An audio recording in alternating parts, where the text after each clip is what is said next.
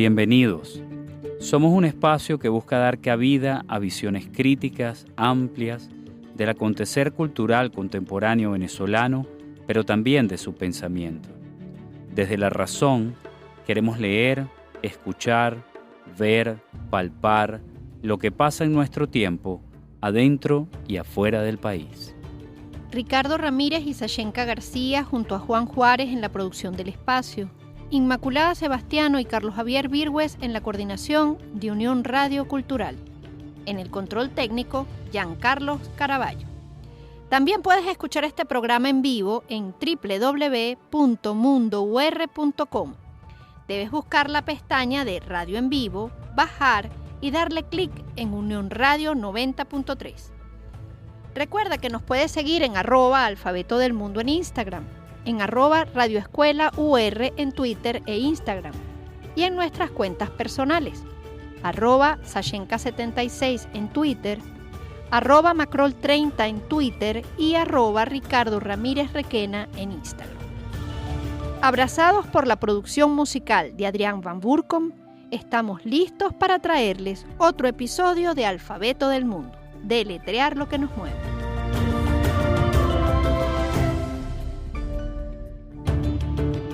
Hoy hablamos de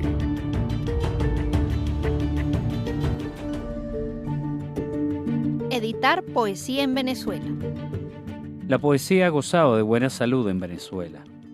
En el Cojo Ilustrado, por ejemplo, encuentra buen espacio, así como en las revistas desarrolladas por la Generación del 18 y el Grupo Viernes.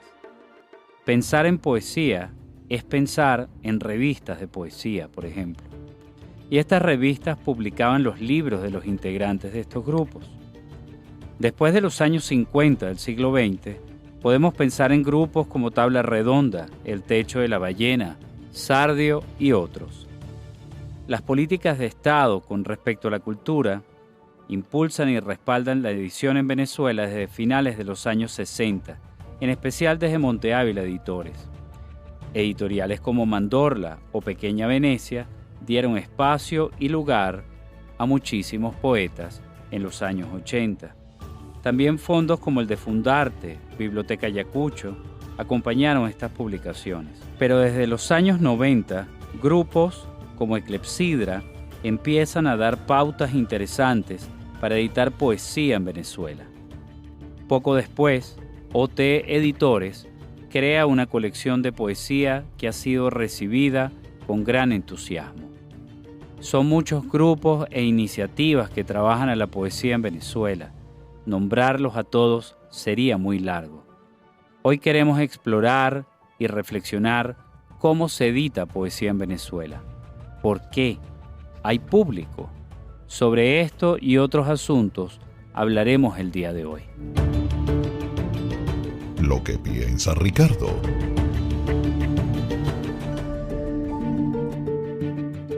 La poesía generalmente ha sido leída por pocas personas desde siempre, y en especial desde la modernidad.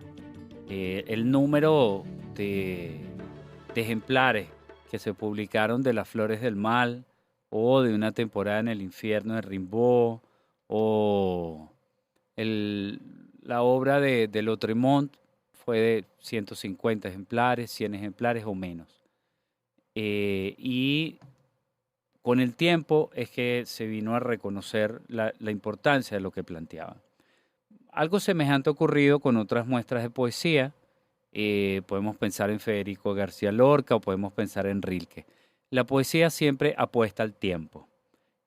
Publicar ahora, a pesar de que se pueda vender todos los ejemplares o no, en verdad es una apuesta a un lector que venga en el futuro. Y yo creo que eso ha venido definiendo la poesía también en Venezuela, ¿no? Pienso además que eso lo está definiendo mucho más en este momento y en este instante. O sea, no solo lo que se escribe ahorita, sino lo que se está publicando ahorita va a dar un mapa de cómo se sentía, cómo se percibía un país y cómo un grupo de individuos sobrellevaban este tiempo tan difícil en todo contexto. Fíjate, Ricardo, en estos tiempos extraños que vivimos, en Venezuela lo que más se está publicando es poesía. No sé si es lo que más se está escribiendo, porque eso sí no lo puedo registrar, pero efectivamente es lo que más se está publicando. Poetas consagrados, poetas nobles o poetas, digamos, con obra incipiente, no necesariamente jóvenes, pero digamos que están publicando por primera vez. Y eso, bueno, es lo que está marcando bastante el mercado editorial venezolano y, por supuesto, también la divulgación de estas obras. Y eso no deja de ser interesante porque la poesía siempre se ha dicho, además de que es para unos lectores más particulares, digamos, tirajes más pequeños, grupos más selectos, pues eso es lo que se está publicando en Venezuela, es lo que pareciera además estar leyéndose más, y no deja de ser interesante ver por qué está pasando eso en un país como el nuestro, con las circunstancias que atravesamos. Tenemos una larga tradición de poetas, de grandes poetas. Eso es innegable y siempre sale a la luz cuando se habla de por qué se está publicando poesía. Pero también es cierto que eso no implicaba necesariamente que hubiese tantos lectores. Ahora bien, sí contamos con una constancia, no solo en la escritura de poesía, sino en la publicación de poesía por parte de las editoriales y los proyectos culturales del Estado, los premios de poesía que entregaban las editoriales, el que entregaba Fundarte, el de Monte Ávila. Bueno, podríamos enumerar muchos que no es el caso en este momento, pero que fue efectivamente esa constancia lo que permitió que la poesía siguiera teniendo un lugar en el mercado editorial.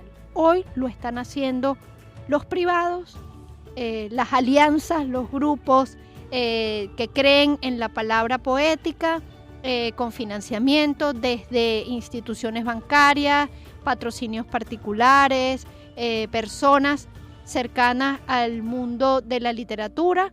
Y bueno, creo que esa mirada que nos pueden ofrecer hoy nuestras invitadas pueden dar bastantes luces sobre qué es lo que está pasando hoy en día. ¿Con quién conversamos? Con Carmen Verde Arocha y Kira Kariakin. Carmen Verde Arocha nació en Caracas en 1967. Es poeta, editora y gerente cultural. Licenciada en Letras por la Universidad Católica Andrés Bello. Fue una de las fundadoras de la editorial Clepsidra y su directora desde su creación en 1994 hasta la fecha. Fue gerente y productora de la Casa de la Poesía Pérez Bonalde desde 1991 hasta 2003, en donde produjo las 12 ediciones de la Semana Internacional de la Poesía, 11 ediciones del Concurso Nacional de Poesía para Liceístas y 5 ediciones del Premio Internacional de Poesía Pérez Bonalde. Actualmente es profesora de la Escuela de Comunicación Social de la Universidad Católica Andrés Bello. Dentro de su obra poética tenemos Cuira, Caracas 1997-1998, Magdalena en Ginebra, México 1997, Amentia, Caracas 1999, Premio Anual de Poesía Aristides Rojas de la Contraloría General de la República. Mieles, Caracas 2003, Mieles, Poesía Reunida 2005, mención honorífica del Tercer Premio Nacional del Libro 2005. En el Jardín de Cori, Caracas 2015 y Canción Gótica, Caracas 2017. Por su parte, Kira Kariakin es poeta, escritora y editora. Realizó estudios de comunicación social en la Universidad Central de Venezuela. Tiene una extensa experiencia en el medio editorial venezolano, habiendo trabajado para el Grupo Alfa, Planeta, Grijalbo, entre los años 1988 y 1992. Asimismo, fue gerente general de la revista Estilo entre 1994 y 1998. Se desempeña como directora editorial de la revista Estilo Online desde 2019 y es gerente de la Fundación Cultural Estilo desde 2017. También es coordinadora de la colección de poesía de Oscar Totman Editores desde 2014. Fundadora y coorganizadora del Jamming Poético en el Ateneo de Caracas desde 2011. Dentro de sus libros se encuentran Nuevos Arbitrios, Taller Editorial El Peso Luble 2011, En Medio del Blanco, OT Editores 2014 y El Sol de la Ceguera, OT Editores 2020. Hola Carmen, te voy a plantear una primera pregunta y es la siguiente. ¿Por qué editar poesía en Venezuela? ¿Qué es la diferencia de otros géneros? Sí, bueno, Ricardo, tu pregunta es bien pertinente. ¿Por qué editar poesía en Venezuela? O por qué un editorial, digamos, se puede dedicar a editar poesía en Venezuela. O en el caso particular nuestro, ¿por qué Clepsidra edita poesía en Venezuela? Bueno, en la experiencia de nosotros comenzamos editando poesía desde el año 94. La poesía nos hizo editores, siempre lo he dicho, porque la editorial está conformada, siempre ha estado conformada, desde que éramos el grupo literario, antes de ser editorial, por poetas en su mayoría. Bueno, estaba Israel Centeno, que es narrador, pero el resto era poeta. Entonces, digamos que comenzamos, la poesía nos empujó a que nosotros creáramos este editorial para publicar nuestros propios trabajos poéticos, porque en ese entonces, tú te acuerdas, estamos hablando de comienzos de los 90, Monte Ávila Editores estaba muy bien, y por supuesto, Monte Ávila Editores publicaba los autores consagrados. Apenas estaba comenzando con las Formas del Fuego, con la colección Formas del Fuego, que era para jóvenes también. Entonces, claro, nosotros comenzamos a publicar poesía y esa experiencia nos gustó mucho y comenzamos a abrirnos, digamos, a todos los autores. Fue así como llegó Eda, Juan Carlos Santaella, Gina Saraceni, Eleonora Requeni, fueron llegando los demás autores que se fueron incorporando al catálogo. Además, Venezuela es un país de poetas. Entonces, lo digo por la experiencia de mucho tiempo y que además llega a la editorial propuestas generalmente de poesía, de otros géneros también, pero abunda más la poesía. Entonces, digamos que en ese sentido la poesía nos cautiva desde adentro, porque somos poetas, pero también desde la afuera, porque es la mayor demanda que recibe la editorial. Okay. Bueno, ¿qué lo diferencia de editar otros géneros?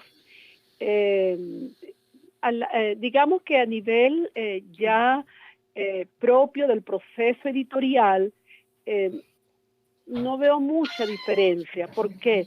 Porque, bueno, es un contenido que el editorial recibe, un poemario, un conocimiento, en este caso poesía, y de alguna manera va a pasar por un proceso, por una producción, digamos, va a vivir ese contenido, su materialización, como diría Roger Chartier, su materialización para publicarse.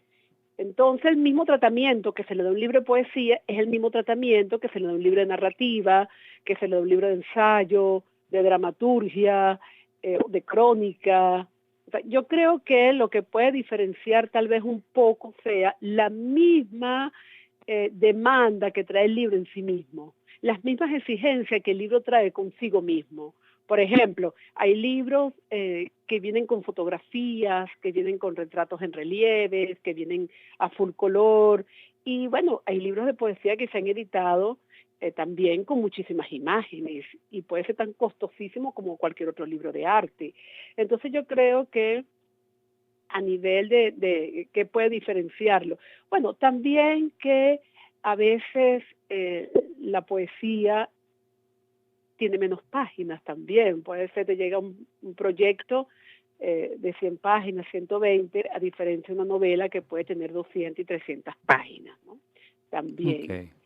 Pero es una cosa que tiene más que ver con la materialización, ¿no? Okay. Que, digamos, eso no privaría el publicar un género u otro. Creo que allí lo que privaría es la calidad que se impone el editor. Claro. Comprendo perfectamente. No sé si te respondí. Sí, ¿cómo no? Carmen, querida, un gusto para mí también escuchar de tu propia voz la historia de Eclepsidra. Ay, Sachenka, gracias porque de verdad que me da mucha alegría estar aquí compartiendo con ustedes y muy feliz de esta invitación, tanto para mí como para Eclepsidra. Mira, yo quería, a ver, nos has contado un poco la historia de la editorial y el proceso, además, por lo cual la poesía ha sido protagonista. Yo te voy a hacer como una pregunta en dos partes, y bueno, la respondes a tu gusto, ¿vale? Ok. Primero es, ¿cómo es el proceso de evaluación-selección, ¿verdad?, de los manuscritos, sea poesía o los otros textos que también recibes y publican? ¿Y cuáles serían las novedades que está planteándose Eclepsidra para 2022? Ok, fíjate. Bueno, vamos primero. Eclepsidra desde siempre la hemos considerado como una editorial taller. O sea, ¿qué es esto? Bueno, es una editorial que además de tener varias colecciones de poesía, de narrativa, de ensayo, de dramaturgia, de crónicas y entrevistas, de viajes también, digamos, tiene una relación muy cercana con cada uno de sus autores. Desde los inicios ha sido una política de este editorial que el autor participe del proceso de preproducción, producción y postproducción del texto, hasta convertirse no solo en un libro, en un ejemplar publicado, sino en una edición disponible para el lector. ¿Por qué? Porque en Eclepsidra siempre pensamos en el lector y en el libro mismo, es decir, que el libro sea el centro. Entonces, claro, a lo mejor es una manera muy romántica de asumir la edición en estos tiempos, apostar por el género, digamos, por la literatura solamente, por la que hemos apostado. Pero, por otro lado, nos sentimos muy afortunados cuando nos llegan buenos manuscritos, cuando un autor nos llama y nos dice que nos está ofreciendo un libro. A veces nosotros lo solicitamos generalmente, pero muchos autores llegan por su lado. Entonces, lo primero es tener consideración y respeto por ese autor, por ese creador que se sentó y pasó meses o años escribiendo y revisando. Escribir es un trabajo único y irrepetible. Y ese mismo concepto lo tenemos también para los libros que editamos. Cada libro es distinto y diferente y cada uno nos lleva como editores a vivir una experiencia particular. En este caso tenemos un comité de lectores, por supuesto, que evalúan los textos que se van llegando. Este comité de lectores, que está integrado por 3 personas vinculadas a la literatura, escritores en general, tratamos de que sean de generaciones distintas, generaciones que nos preceden, generaciones ya un escritor mayor, un escritor contemporáneo y uno más joven, de manera de tener 3 miradas distintas, no solamente sobre la calidad, sino que el libro sea visto de distintos ángulos. También cuando evaluamos los manuscritos y hacemos su análisis de factibilidad, tomamos en cuenta los criterios que nos ayudan a determinar si el original tiene nivel o elaboración adecuado, si es un libro bien hecho, bien escrito y si encierra una promesa. Y ha pasado, Sachenka, que a veces la promesa no la encierra el mismo libro, la promesa después la encierra el autor cuando nos reunimos con él. Nos ha pasado hace mucho tiempo, por ejemplo, que llega un autor, porque recuerda que publicamos autores ya consagrados y autores nuevos o emergentes. Siempre hemos estado, digamos, oscilando entre esas dos partes. Entonces, cuando llega un autor conocido, por supuesto, ya es conocido, pero cuando llega un autor nuevo que nos presenta su libro, por supuesto, primero no tenemos otra cosa que evaluar que el libro. Pero a veces el libro no es tan bueno, pero nos reunimos con el autor a decirle que su libro no va a ser publicado. Y a veces cuando nos sentamos a conversar con el autor, hay una intuición más allá de la parte racional, ¿sabes? Hay una intuición que nos habla y nos dice, este autor tiene algo adentro. Este autor va a ser un buen narrador o va a ser un buen poeta. Y claro, para eso también está el editor, ¿no? Para ese acompañamiento. Para ese acompañamiento. Y exacto, y tú sabes que eso nos pasaba a nosotros y realmente Eclepsidra lo ha acertado muy bien con los jóvenes que ha publicado, porque muchos de ellos ya son conocidos. Pero tenemos a Eleonora, Gina, Carmelo Chillida, muchísimos autores que por primera vez publicaron con Eclepsidra. Y nos damos cuenta de ello con los autores. Digo, aquí hay algo. O sea, vamos a publicarlo, vamos a darle esa fortaleza que necesita y vamos a esperar que pase un tiempo.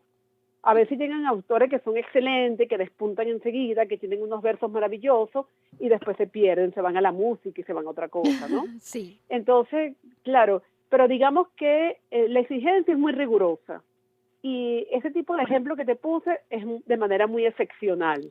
Claro, no, yo entiendo, pero esas excepciones también hay que mencionarlas porque también construyen la historia de la editorial. Construye la historia de la editorial y construye, digamos, el carácter de la editorial, ¿ves?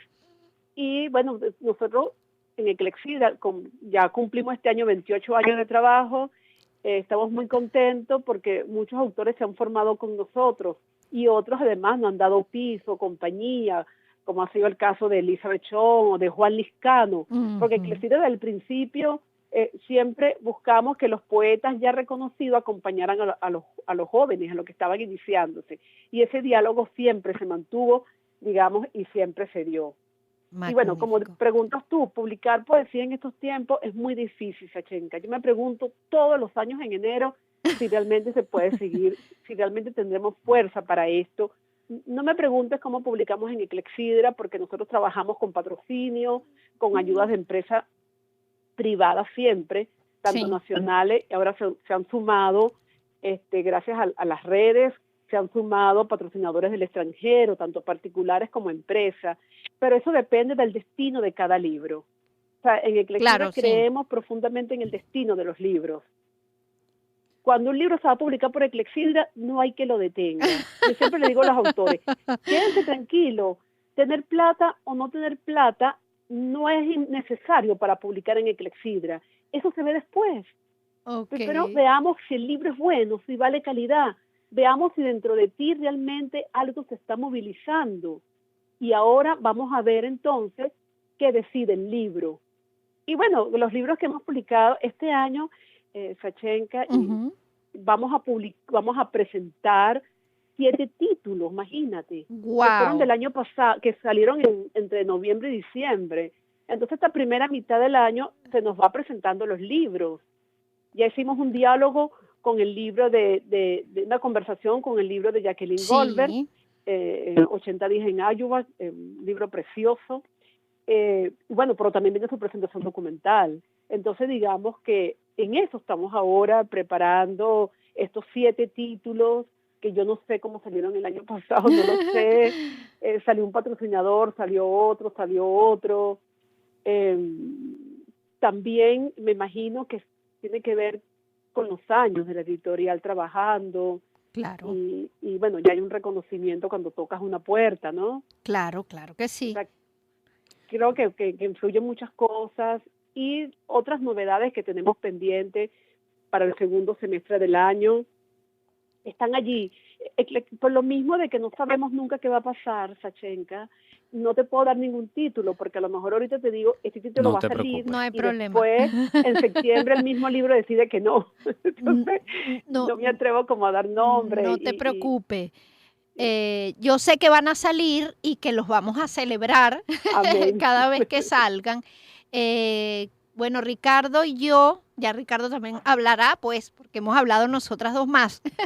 Te agradecemos todo esto y respetamos muchísimo el trabajo que estás haciendo y que hace tu equipo, y por eso era muy importante que estuvieras con nosotros en Alfabeto del Mundo.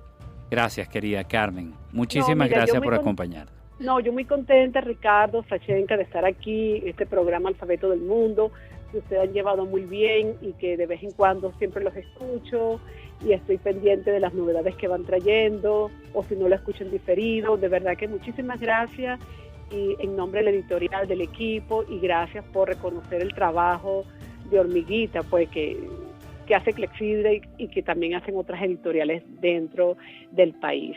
Muchísimas gracias. A ti. Un abrazo. Abrazo grande.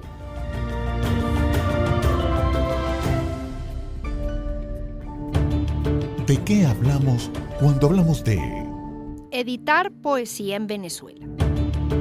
¿Con quién conversamos? Con Carmen Verde Arocha y Kira Cariaki. Somos Sachenka García y Ricardo Ramírez. Seguimos compartiendo con nuestros invitados. Buenas tardes, querida Kira, ¿cómo estás? ¿Cómo te va? Bueno, bien, gracias. Encantada de estar con ustedes, con Ricardo y con Sachenka. Maravilloso. Nosotros también.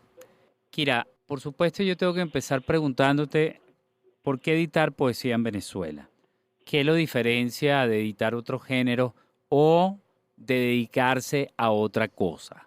Ok, bueno, la verdad es que, como decía Carmen en el otro, en el momento de su intervención, este es un país de poetas y en ese sentido se facilita, digamos, el trabajo de edición, porque no es algo que tú tengas que buscar. Los poetas están allí, hay una gran actividad de talleres de poesía de nuestros maestros de poesía que han estado en estos últimos 20 años llevando una gran labor en ausencia de otros talleres y otros espacios que han ido desapareciendo, ¿no? También en el siglo pasado había el subsidio y el apoyo a editoriales independientes era abundante y había muchas iniciativas que se afincaban en este respaldo, pues, ¿no? Para llevar a cabo su trabajo editorial. En el caso de Totman, esto empezó en el 2014 a raíz de conjugarse distintas variables, que eran que yo empecé a trabajar con ellos, estaba organizando el jamming junto con todas mis amigas del jamming, con todas las compañeras, entre ellas Jacqueline Goldberg, Georgina Ramírez, etcétera, que fueron, digamos, fuimos las personas que iniciamos la publicación de poesía con Totman.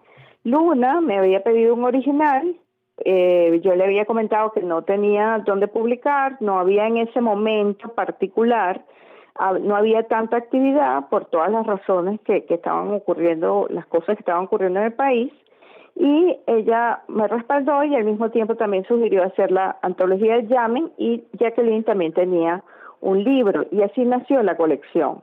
Se sumó el de Georgina, se sumó el de Claudia Noguera Penso, en fin, empezaron a aparecer, digamos, los autores que eran cercanos a jamming, que eran cercanos, digamos, a la actividad. Por otro lado, Luna Benítez estuvo casada por muchísimos años con Alfredo Chacón, tiene vocación por la poesía, y ella tenía ganas de editar poesía. Yo creo que la gente que se mete en la edición lo hace por un asunto de vocación más que por negocio, porque como negocio es bastante difícil.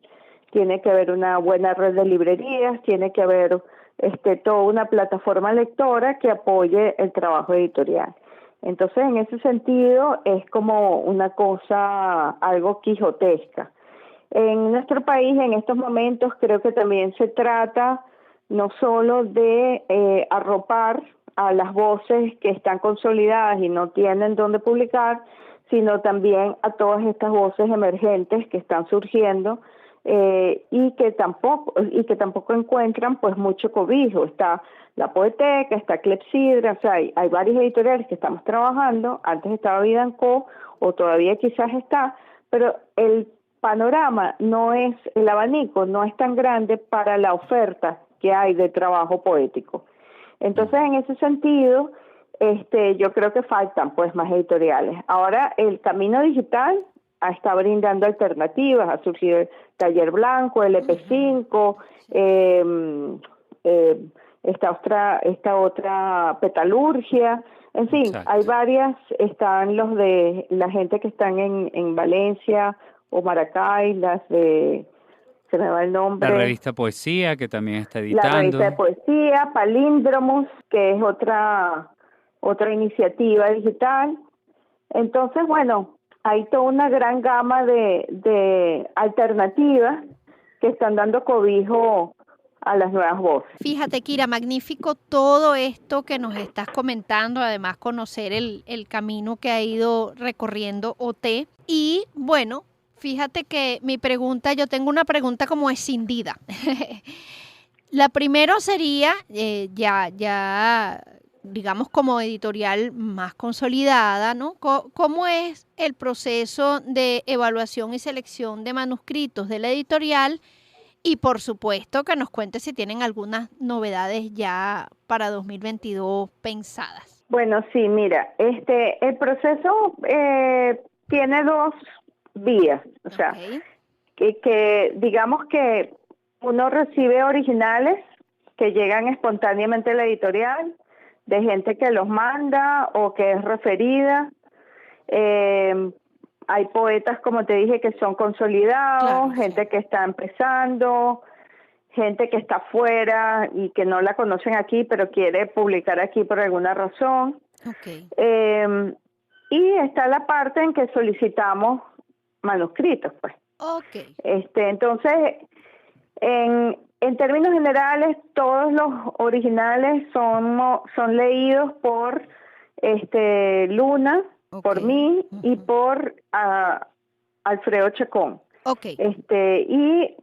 Generalmente también hay una cuarta persona que los lee, que dependiendo pues del carácter del manuscrito, pues escogemos, bueno, sería chévere que lo leyera esta persona o esta otra, o sea, digamos, hay como colaboradores ad hoc en la editorial para eso, ¿no? Ok, o sea, están ustedes Entonces, tres sí, y una voz que se alterna en función de ustedes como comité, por así decirlo, editorial, sí, buscan a esa cuarta voz como otra mirada, ¿no? sí, otra Ok, mirada, exactamente. ok. Y bueno, y a partir de allí, entonces, bueno, se hace un informe de lectura, lo discutimos entre nosotros, si consideramos que el original requiere de un poco más de trabajo, pero que es publicable, entonces trabajamos con el autor, lo leemos, revisamos, leemos el original con la persona, lo vamos leyendo y vamos como corrigiendo, sugiriendo cosas, o sencillamente, bueno, a veces están absolutamente impecables, impolutos y salen así como están, ¿no? Ok.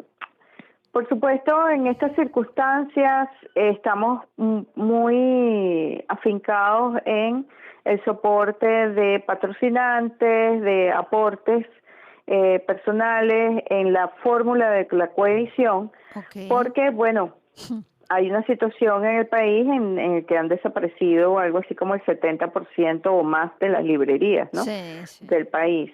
Entonces, bueno, la distribución de los libros se hace muchísimo más limitada y obviamente no hay un retorno, no hay una rentabilidad en ello, ¿no? Sí. Entonces tiene que haber algún tipo de soporte o de patrocinio al momento de imprimir, sobre todo de imprimir el libro. El recurso de Amazon es uno de los recursos más, digamos, de publicar los originales allí, porque aparte de tener como una presencia por fuera, aquellas ediciones que no pueden tener, digamos, un tiraje de 500 o de 1000 ejemplares, pues se va Ajá. haciendo por partes. Y Ok. eso es algo que se puede hacer a través de Amazon. Imprimir 10, se traen por barco, se distribuyen y así vamos, ¿no? Entonces, esas son como las opciones que hay, ¿no? La segunda parte de tu pregunta, Es las novedades. las novedades. Ok, sí, mira, este año tenemos como 2 poemarios para revisar, para considerar, pero además está previsto la publicación de la obra reunida de Alfredo Chacón, la obra Magnífico. reunida de Rafael Castillo Zapata Ujú. Yes. y, ay, se me está escapando uno. A ver, bueno, ya velo Se me pensando, escapó. pero te cuento que estos dos son grandísimas noticias. Sí, sí son. Tenemos otro, perdón, Ajá. ¿cómo se me ocurre? Y tenemos también un poemario nuevo Ajá. de Igor Barreto. No, pues, bueno, pues nadie aquí, ¿no? Estas novedades son un Sí. regalo para los lectores. Sí, sí, sí. No, Este año, digamos, nuestra actividad va a estar concentrada en estos 3 poemarios, y posiblemente a lo mejor entre un cuarto o un quinto quizás, dependiendo de cómo se perfile el trabajo y de cómo se perfile también la situación del país, etcétera, ¿no? Eso hay que siempre tomarlo como una variable, ¿no? Pues sí, siempre, absolutamente. Sí. Pero nos has dado grandes noticias. Sí, Sí. Noticias felices, y bueno, también entendiendo esa flexibilidad que debemos tener, y el manejo de los recursos Sí. también, ¿no? Que sabemos que es necesario porque es parte del país en el que vivimos. Sí, mira, yo creo que además para todos los editores es un asunto de responsabilidad, pues de responsabilidad cultural, de responsabilidad social, tratar de seguir en la actividad editorial frente a todas las adversidades que podamos estar viviendo en el país a nivel económico, a nivel político, etcétera, porque es la cultura lo que configura la fibra, la fibra nacional, pues Sí. es lo que nos define, es lo que nos representa a los ojos del mundo. O sea, es la cultura lo que sostiene un país. O sea, la cultura, no el sector cultural, sino la cultura. Sí, o sea, sí. nuestra literatura, nuestro arte, nuestro teatro, nuestra música, todo eso nos define y nos configura. Y yo creo que a nivel editorial, y para muchos de los editores, sobre todo los editores de poesía, donde sabemos que la poesía pues de alguna manera es espejo y es eco de las realidades pues que vivimos, es de una gran responsabilidad. Y eso yo creo que entra dentro de la vocación de todo editor en estos momentos. Estoy segura de eso. Kira, yo te doy las gracias por habernos contado todo esto, además dejarnos con este sabor de boca tan sabroso de saber que vienen esas 3 voces tan importantes de la literatura venezolana. Y bueno, nada más, además de darte las gracias, recordarte que Alfabeto del Mundo es tu casa, es la casa de Oscar Totman Editores, y que nos hace felices tenerlos aquí. Muchísimas gracias a ustedes por la invitación, de verdad. Un abrazo para ambos. Un abrazo enorme. Ok, gracias, hasta luego. Hasta aquí nos trajo el río. Bueno, Ricardo, yo creo que esta ha sido una conversación especial, muy valiosa para el programa, para Alfabeto del Mundo, por supuesto, que además tiene nombre de poesía. Pero también creo que es importante para la audiencia del programa ver el recorrido que estas 2 editoriales han hecho en algún tiempo. Por supuesto, Eclepsidra tiene una trayectoria más larga, ¿no? Pero cómo después llega un punto también en que confluyen en la Venezuela diferente, y cómo desde sus espacios, tanto Eclepsidra como Oscar Totman han buscado ofrecer realmente un espacio de calidad a quienes quieren publicar poesía en Venezuela. A mí no deja de sorprenderme, de verdad, cómo publican en este país. Es un ejemplo de que de verdad a veces lo que uno tiene es que organizarse, no perder el foco. Eso lo hemos hablado varias veces en el programa cuando nos hemos referido a iniciativas culturales de distintas índoles. El entusiasmo es muy chévere. Lo que realmente construye es poder hacer permanencia, ¿no? Poder sostener los proyectos. Y en el caso de Eclepsidra y de Oscar Totman, son ejemplos de proyectos que han logrado sostenerse desde, por supuesto, una visión dinámica y creo que una noción clara de país, porque eso también es importante. Saber el país en el que estás, saber que quieres seguir trabajando, que crees además en lo que estás haciendo, que por supuesto buscas tus aliados, y que también hay que ser flexible, que a veces, como nos decía Carmen, no puedes tener clarísimo el calendario de publicación porque va a depender, por supuesto, de cuándo puedes imprimir o no. O, como también nos decía Kira, depende de los patrocinantes, de quienes pueden invertir o no en un momento, y si tengo que imprimir de a poquito, imprimo de a poquito.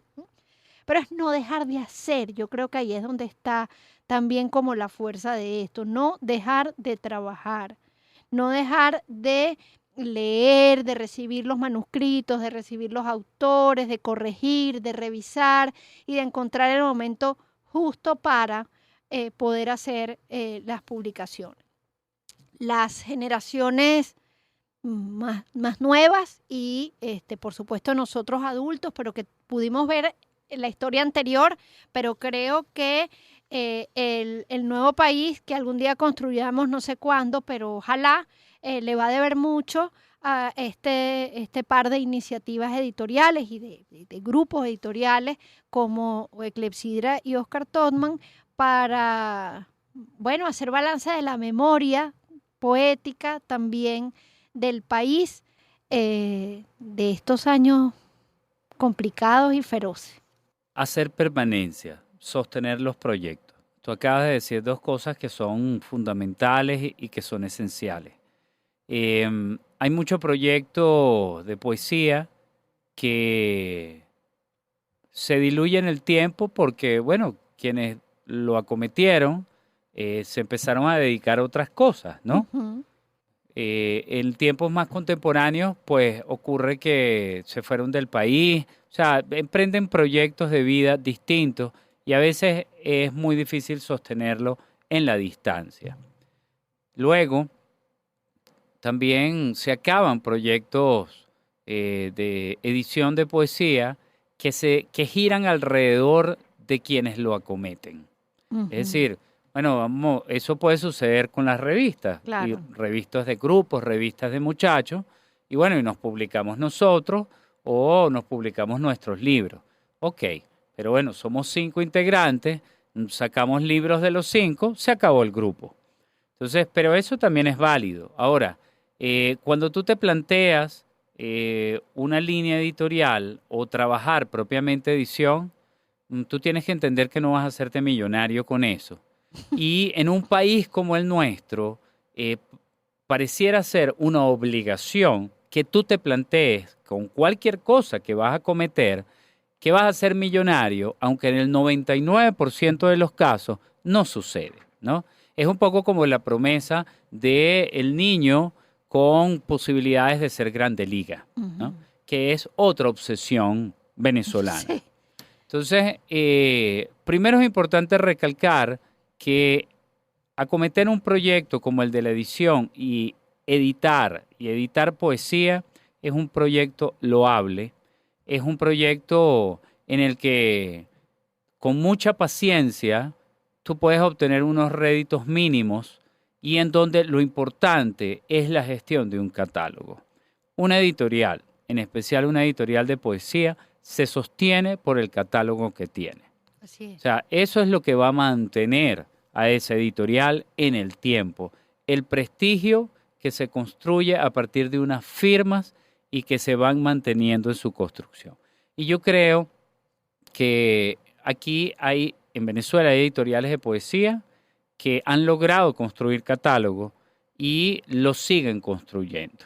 O sea, uno puede pensar en Libros del Fuego, uno puede pensar, por supuesto, en Clepsidra, en Todman, en El Pez Soluble, ese trabajo tan hermoso que llevó Belki Arredondo, y tantos otros proyectos que hay se mantienen. Son gente que cree en lo que está haciendo y yo creo que es fundamental que creamos en lo que estamos haciendo para que se pueda mantener en el tiempo. Si tú no estás creyendo en lo que estás editando en una editorial de poesía, bueno, entonces, ¿qué haces ahí? De ahí ya hay una garantía. Entonces, sigamos acompañando estas iniciativas, leamos y, ante todo, compremos también estos libros que se están publicando en Venezuela. La etiqueta Nuestra Literatura. Bueno, Bueno, yo me voy por un clásico agotado, y es la edición de Erotia de Alejandro Salas, publicado por Mandorla en su momento. Un libro bellísimo y una edición muy hermosa. Yo creo que dentro de lo que se ha escrito de poesía erótica es de una de las muestras más altas y representativas que puede haber. Bueno, yo me voy con 2 obras, una de cada una de las editoriales invitadas, pero además de 2 poetas, yo diría que completamente diferentes en su voz poética, pero maravillosas. Uno es Hermana Pequeña, de la gran Sonia Chocrón, publicado por Eclepsidra, y el otro es La Fuerza de las Cosas, un libro más reciente, de Elisabetta Balazo, mi querida Elisabetta, publicado por OT Editores. Búsquenlo, que no se van a arrepentir.